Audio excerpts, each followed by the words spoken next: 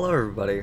So, we have now entered 2022, with guns blazing, fury in our bones, and, with that, we must enter the new year with change. As you can see, the change of scenery I'm quite excited about. You could say I am tickled pink.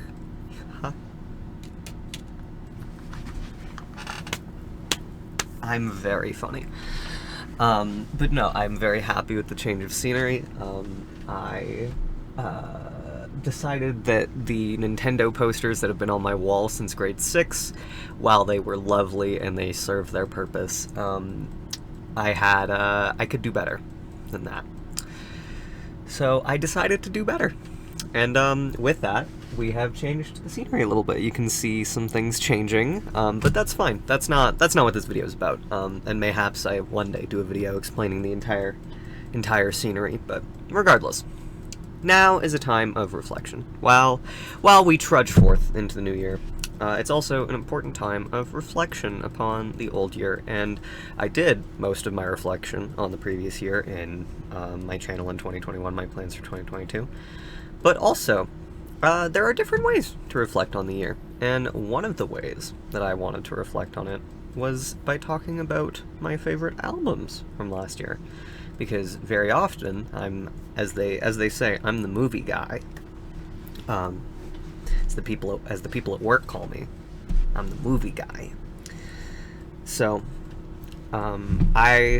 last year there was a whole thing about me making a video about my favorite movies, so then it didn't happen. And this year it's probably unlikely as well, but who knows, maybe I'll find a way to do it that I like, or maybe I want to talk about it enough that I'll just do it.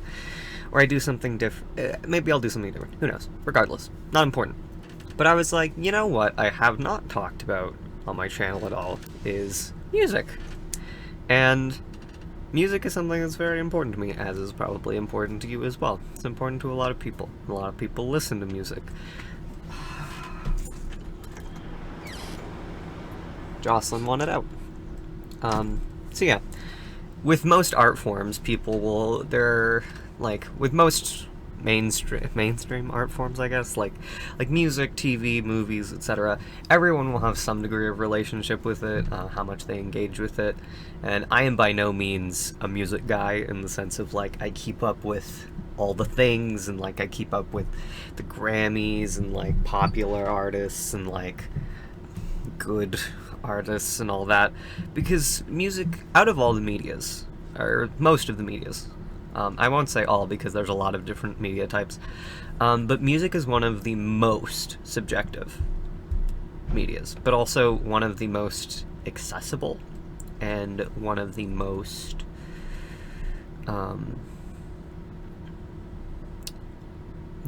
inviting, in the sense of you don't need much. You literally just need a microphone and yourself, and you can make music, which is kind of inspiring in the sense of there is such a range and so many voices get to be heard. So yeah, anyways, this is a very strange intro. So yeah, I decided that I want to talk about some of my favorite albums. I am linking all of the albums in the description below, so if you are only here to judge me for my music taste, you can do so now. And yeah, as a cute little thing, because with most things, with a lot of things, when people say their favorite whatever of the year, there's some discrepancy between people who just do it as whatever of that media they consume that year, or whichever came out that year. And with music, for movies, it makes more sense to me to do it that way, at least also personally myself. But with music, because it is such a thing, it's an art form that gets revisited so often, and part of the beauty of music is that you revisit it relatively frequently, in most cases. I decided to do something a little cute, something a little quirky, and because I primarily listen to artists, more specifically, rather than genres or editorial playlists and just that kind of stuff, I more so focus in on artists. So I will be going through five albums from this year that I really liked that came out, and then 5 albums from previous years by those same artists that I also really liked this year. Kind of doing a cute little thing, being a little quirky.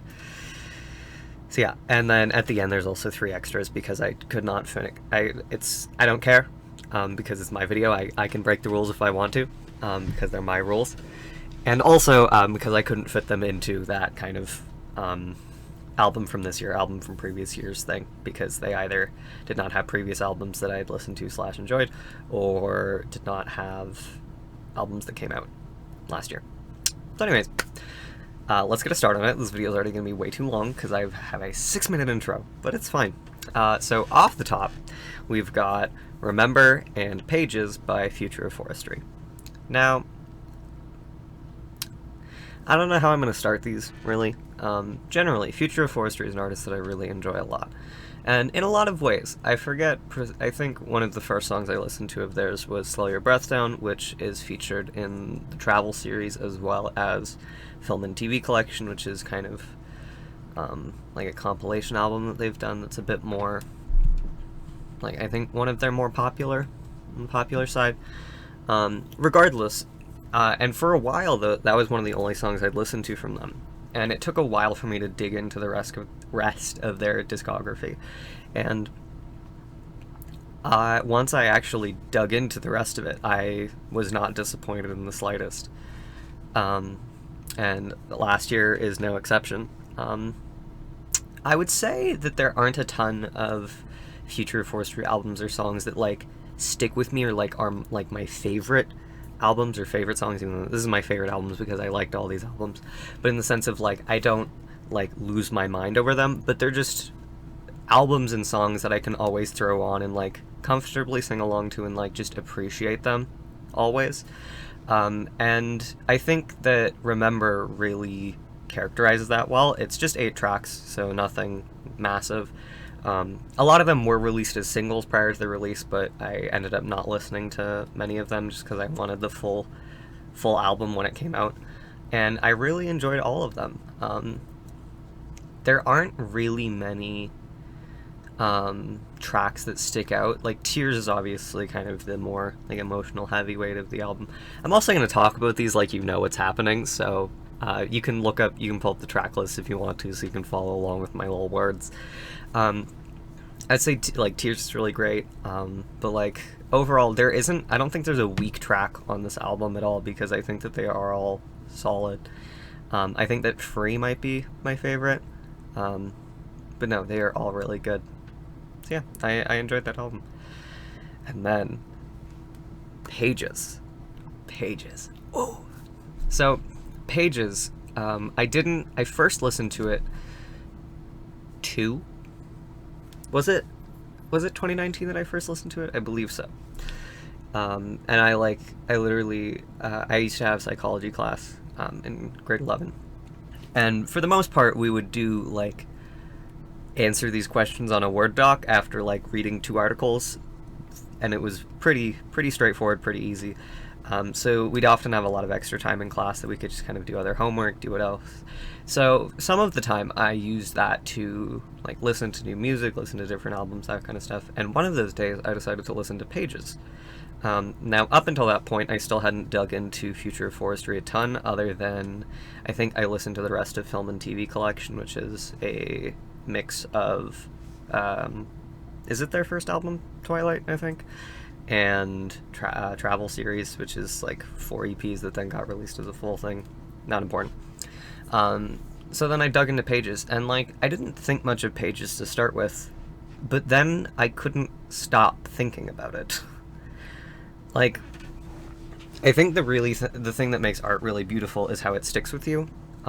Like, enjoying it while you're watching it is really, really important and really adds to that experience, but I think how it sticks with you carries it further. And for me, that was what Pages was. It's a, like, softer album overall, and while it does, I don't know, stylistically it's almost the most different thing that Future of Forestry has done. since it's like softer to some degree, and like I'm trying to describe, it's hard to describe things, but it's just really beautiful in the way that it just still feels like Future of Forestry while being a bit of a departure from what it used to be. And just this year, I learned that there were 2 songs that weren't on the album on Spotify. They were like exclusive to the hard copy, or like if you download or bought and downloaded it. And I was like, what the heck? So How to I'm sorry. How to Fly and Learn to Love were exclusive to the hard copy, and they're great songs. And I'd only heard them this year, and I was like, what? What the heck? What's the big idea? But not important. Pish posh.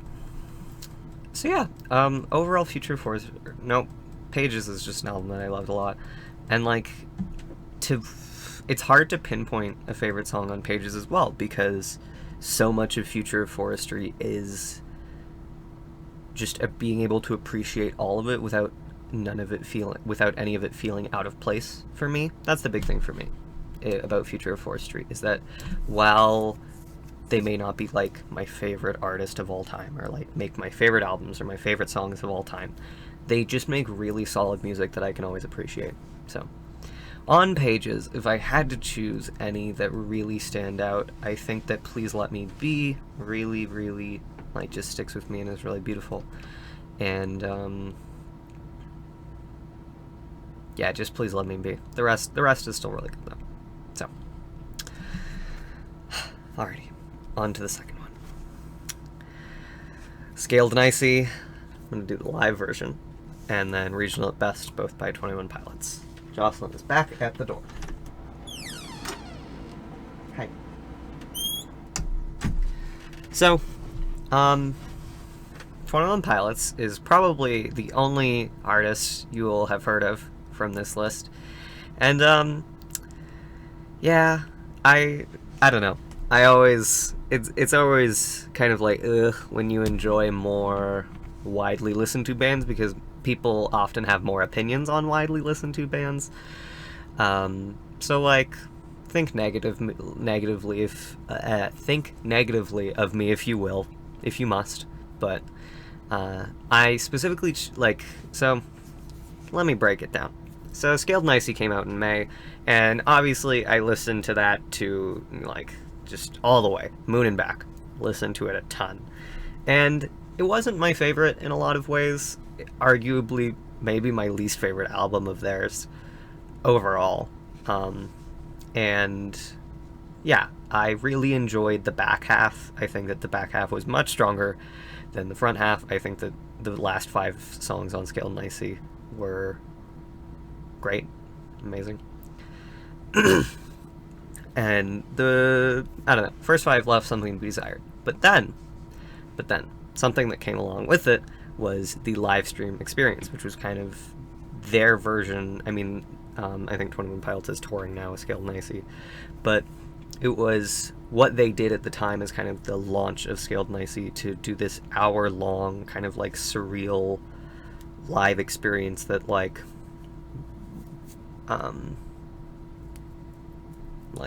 built into the lore that they were establishing with their previous albums, and this kind of grander story, which was really, really exciting. And the live stream was really, really fun and really good.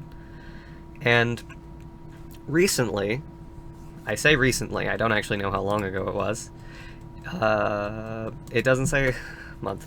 Regardless, relatively recently, they released the all the songs from the live stream as an album. And I like that a lot.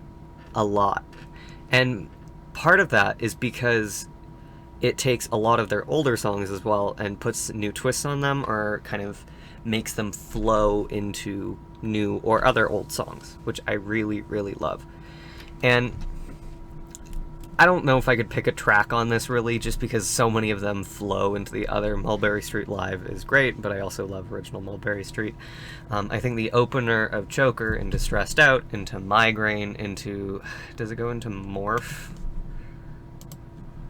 Will I get to see the full title? Into Morph, into Holding On To You. Does it go any further? I don't know. But like the way that they make the songs flow together is really, really good, and I like a lot of their older stuff as well. So, and the thing as well is that even though a lot of the songs that I liked from the original album didn't get full live stream versions, all of the songs that I didn't like as much on all the songs that I didn't like as much on the album, I liked a lot better in the context of the live stream, as well as it just being a live version. So yeah. And then Regional at Best might be my favorite album of theirs. I don't know. It's tricky. It's a solid 14 tracks. It's so good. It's good. I don't feel the need to dive into it a lot.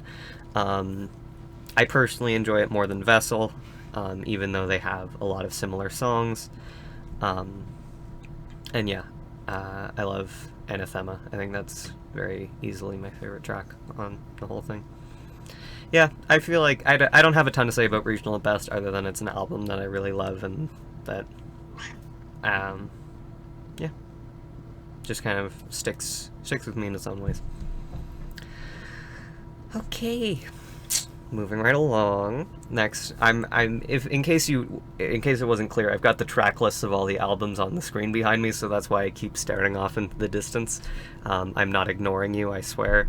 You're okay. They're there.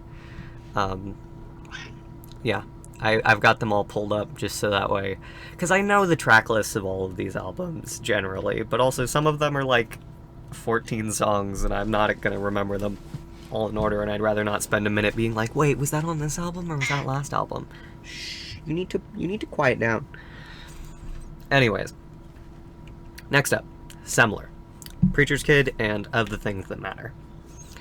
Now, Semler is an artist that I just started listening to this year, which is astonishing. We can thank dear friend of the show, Emmy, for that. Thank you, Emmy. Bless. I was going to do my RIP bit, but Emmy is very alive and well, and I will be seeing her tonight, so it wouldn't have as much punch. But Semler is just an artist I started listening to this year, but their entire discography resonates so much, just so much, and it's just, I don't know, made me feel seen in a lot of ways. They bring a queer Christian experience with Jocelyn. You need to calm down if you're gonna be around. You need to calm down. They bring a queer Christian experience, which is really, really valuable for me. Jocelyn, you're biting my finger now. You're going down. I'm trying to have a very serious discussion, and you're interrupting it. They bring a queer Christian experience, which I really, really value and really, really appreciate. And their music just resonates in a lot of ways. And just has a lot of heart behind it. Yeah, I love it a lot. Preacher's Kid is where I started, because that was when I started listening to them. Emmy introduced me to Semler through that album. And I'm gonna say all of these are albums, even though even If You're Lying is like a 4-song EP. I'm just gonna call them all albums because I don't think the distinction is relevant in this case. But no, I started with Preacher's Kid, and I didn't necessarily listen to Of the Things That Matter, until a decent amount later. But it's still, I think it pairs well with Preacher's Kid, in the sense of kind of leaning more into, lament and struggle, in that kind of way. And I really loved both of them. I think Preacher's Kid brings a really beautiful experience, and a really beautiful perspective, in that sense, and I just am very grateful for Semler's music as a whole. And yeah, so I chose Preacher's Kid, which came out earlier this year, and then Of the Things That Matter was their first EP, and both have really, really solid tracks on it. I think that on Preacher's Kid, Bethlehem really sticks with me, and that's the first song I learned the chords to on piano, which was really cool. All of the songs are really great. Jesus from Texas is a good, for kind of, even though it doesn't have a title track, I think Jesus from Texas is the closest thing to a title track that Preacher's Kid has. Chicken, really good. I think Posture Even though it's just like a minute-long interlude, I really love Posture. Good Man's great, and Promised Land as the outro is really solid. And then of the things that matter, all of the songs have grown on me in a lot of ways. I think Don't Grow Up Too Fast is my favorite still as the album closer, but they've all grown on me in their own ways, and I appreciate them all a lot. I don't think there's a weak track necessarily on, of the things that matter is only 4 songs. I'm less crazy about Youth Group on Preacher's Kid. That's just because it's not an experience that I share, but it's still a very fun song. Losers and Button-Ups Cannot Send You to Hell. But anyways, moving right along. Next up, we have got No Name Face and Goodbye Canaan by Lifehouse. Now, my goodness, are you gonna do this again? We're gonna play this game again? I love Lifehouse. And the funny thing is, I've only listened to 3 of their albums. And they've been around for a long time. They have a lot more than 3 albums. And I just haven't dug into all of it yet, but I love what I've listened to so much already. They're a very old band, and my first memories of Lifehouse are of I know that some of these songs my parents would listen to, and they'd be on if we always listened to the radio, but if we ever did an iPod or anything like that back when I was a youngin'. But I also remember Everything, which is the closer on No Name Face, because the Youth Group did a drime to that, which is a dramatic mime, so some would also call it pantomime, in which it is a performance in which there is no speaking, but there's often some kind of background track. And they did a drime to Everything for a banquet, which was really, really good. And I'd known of Lifehouse for a while, and I'd already liked a lot of the songs. Hanging by a Moment, the opener of No Name Face, also generally pretty popular. It's fun. Sometimes I go to the grocery store and I hear Hanging by a Moment, and I'm like, woo! This video is unhinged. Who let me do this? Anyways, Hanging by a Moment is, I think, by far might be their most popular song ever, and it's the opener of their first album, which is peaking early. And all the things that come with that. But No Name Face is such an amazing album. And a while ago, I listened to all of it, and I was like, okay, so I added some of the songs to my playlist. And then at some point this year, I re-listened to the whole thing, and I was like, wait, hold on. The songs that I missed on this are really, really good. Why did I do that? Sometimes I do that. Sometimes I'll listen to an album once, and I'll be like, this was okay. This was fine. I'll take half the tracks, whatever, throw them in my playlist. I say my playlist, I use one very large playlist for whenever I'm listening to music. So basically just any song that I like and would like to hear again. So I did that. But then sometimes I'll revisit the album and be like, oh wait, how did I miss this? Whoa. And that happened with No Name Face. And it's an amazing album. I have re-listened to it in its entirety a lot this year, I think. It might be the album well, that's a lie. That's a fat lie. I'm sorry. It's one of the albums I've re-listened to in its entirety the most this year. And it just speaks a lot to just struggle, which is really nice and was very, very helpful to me for a time. And even if my situations are changing and I am changing, it's still nice to have these songs with me. And some of them are just they're just really good in a lot of ways. I swear, if you can't get your poop in a group, the audacity, the gumption. But yeah, Hanging by a Moment, it's so, like I said, I don't think there's a weak track, because I love all of these tracks in different ways. I think that maybe, only one in somewhere in between are some of the ones that I haven't dug into a ton. And even, Everything and Hanging by a Moment, even though those are the ones that I knew going into the album, I they get overshadowed to me by some of the other ones that I really love on this album now. Unknown really stands out. Somebody Else's Song is great.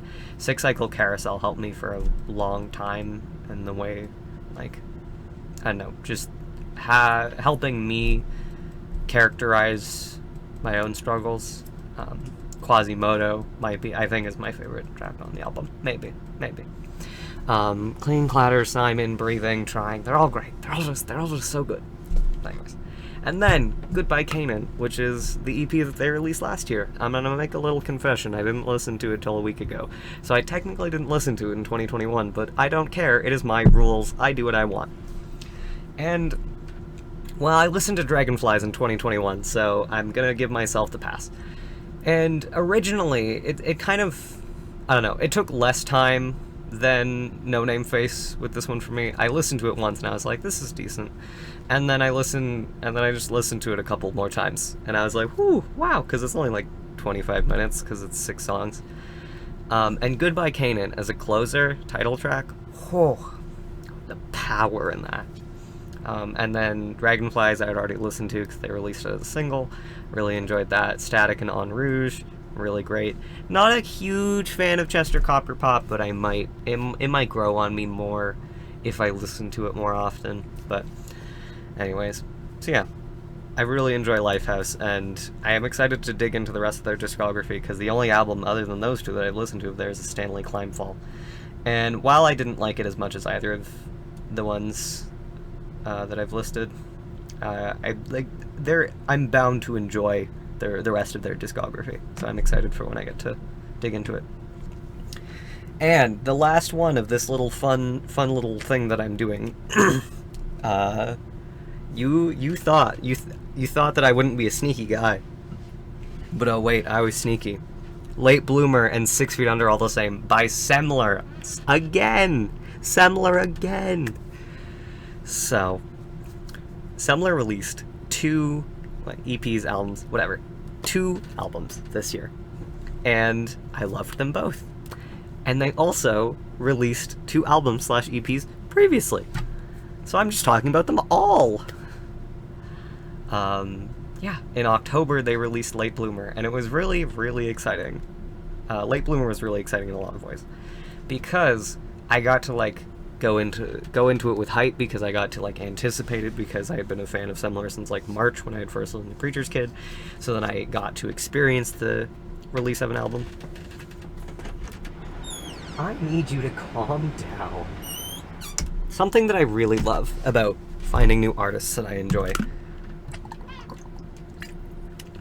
it doesn't happen very often, but I really love it when it happens, is that I get the chance to experience an artist dropping an album, which is this year was my first experience of that with 21 Pilots, because I started listening to them right as Trench was coming out, so I didn't get into the hype of it.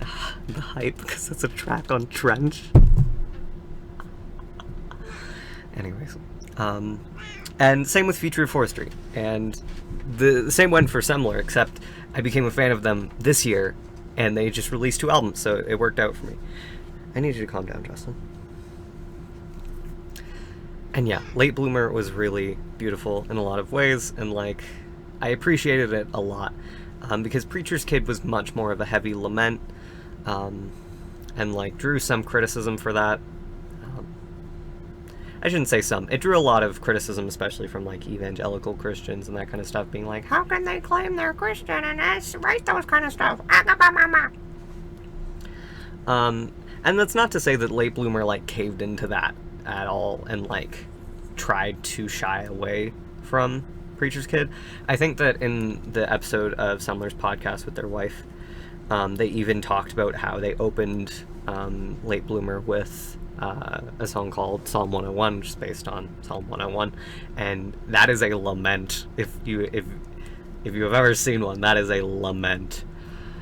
So I think that they kind of did that to poke fun of no, lament and struggle is part of the experience, and you can't just not write about it.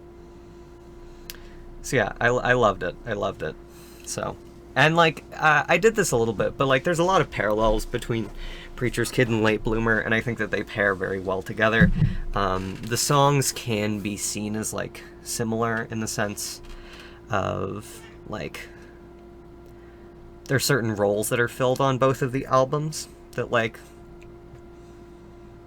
kind of, there can be, I need to speak better.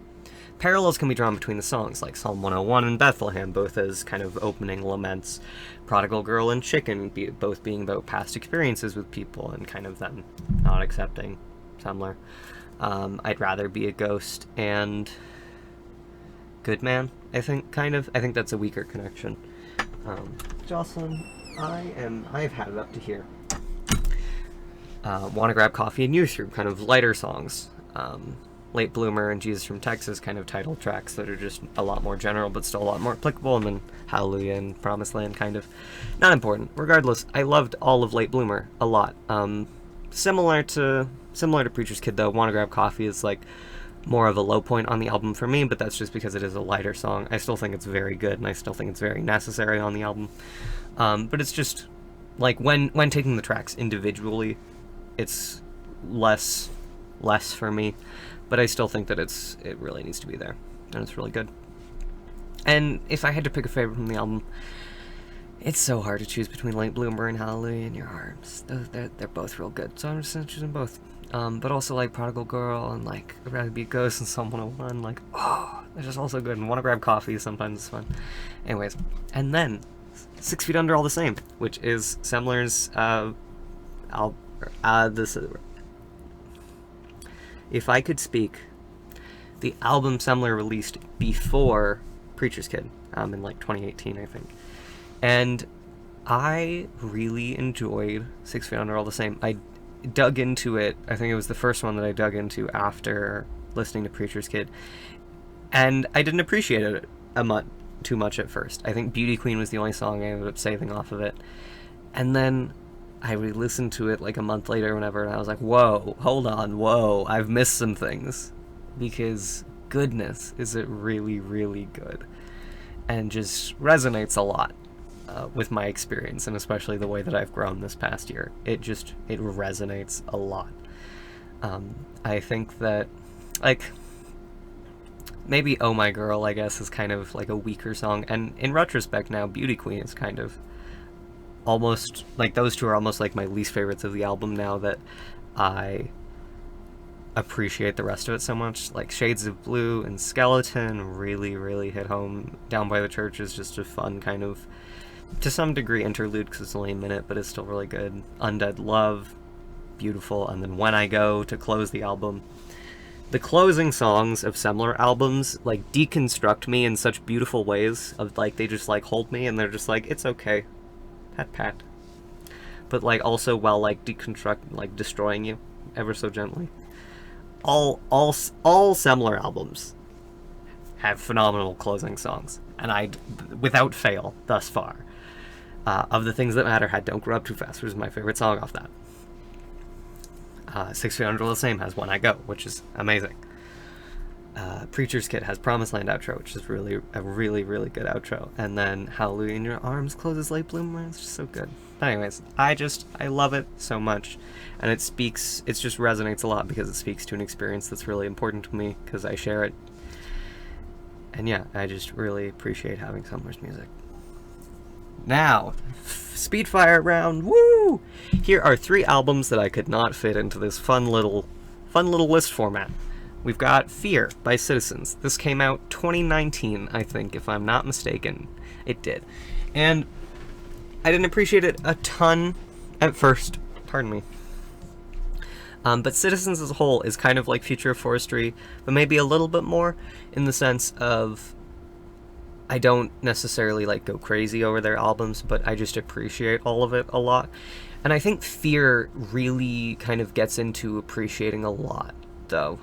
I think Fear, even though it's not a full-blown concept album, it really takes a tone of a heavier tone, which I appreciate a lot. But it still retains the lightness in a lot of ways, like with Looking Up and Take Heart.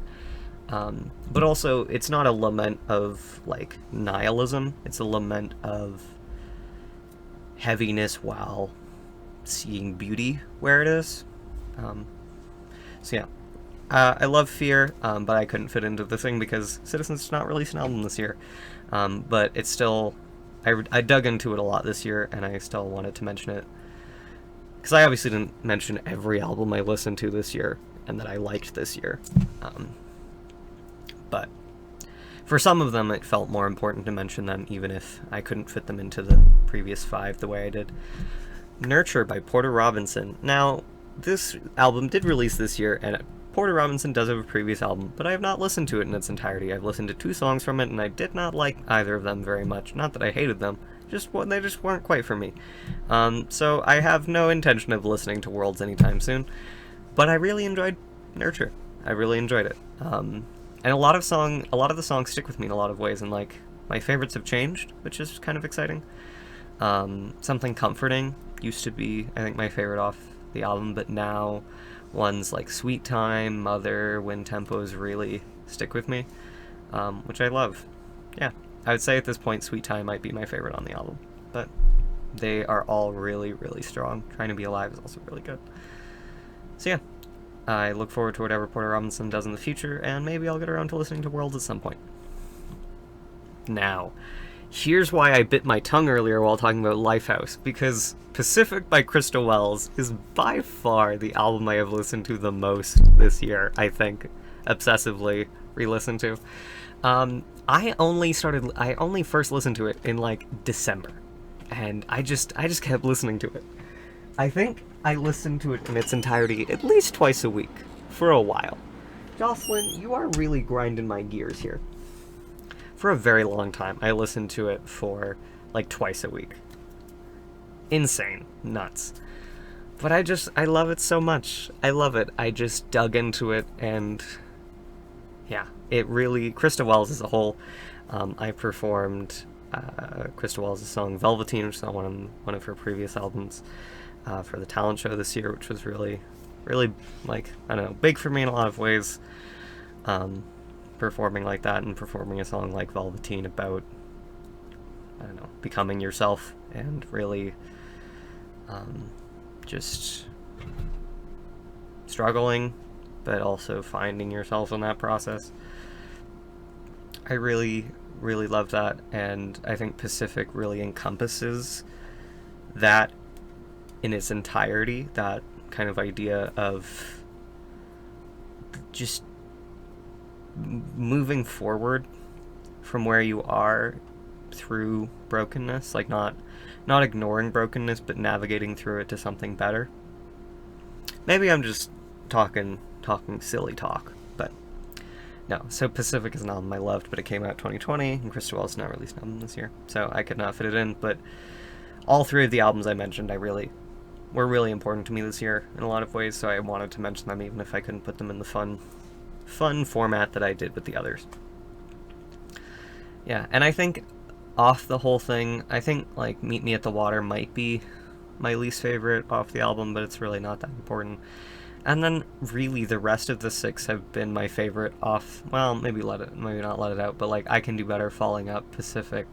Okay, never mind. I Can Do Better, I Need to Stop Lying, I Can Do Better, Falling Up, Western Shoreline, and Ready to Go have all been, I think, my favorites off the album at different points, and I really appreciate them all, and just where they bring me. Anyways, so that's a little look at me. Music is arguably a more intimate art form where I can talk about movies and be like, I love this performance and I love this, but music is a lot more about how it makes you feel. But I mean, movies are about that too. But like music, for me at least, it's a lot easier to talk about like how it makes me feel and how it helped me. And yeah, so that's why I wanted to try something different this year. Will I do this again in the future? I have no clue. Do I plan to? Not necessarily, but we'll see what this year brings. Maybe there'll be enough new albums that I feel like doing this again, or it becomes like movies and I don't know how to talk about them in a way that I appreciate. This video is 40 minutes long, which is absolutely insane, absolutely nuts, ludicrous. But we take that. So thank you for joining me on this little journey. I encourage you to check out the albums that I have linked in the description if you get the chance. Also, don't if you don't want to, but I would encourage you to check them out. All of them are albums that I really appreciate and really enjoy. Yeah, I hope you liked this kind of look into my music tastes. It's a more intimate video than I normally make, in the sense of kind of talking about, I mean, in general terms, like struggle and how music helped me. But yeah, hope you enjoyed, and I encourage you to check out the albums if you get the chance. And yeah. Scenery change, woo! That was also, I was gonna make this video earlier, but also I wanted to wait till I had all this up. So, I'm very happy with the scenery change. I didn't throw out any of the posters though. They're hanging in the lanyard thing, and also the Mario move there. So, anyways, thank you so much for watching. I encourage you to check out albums. I'm gonna stop talking now. Bye bye.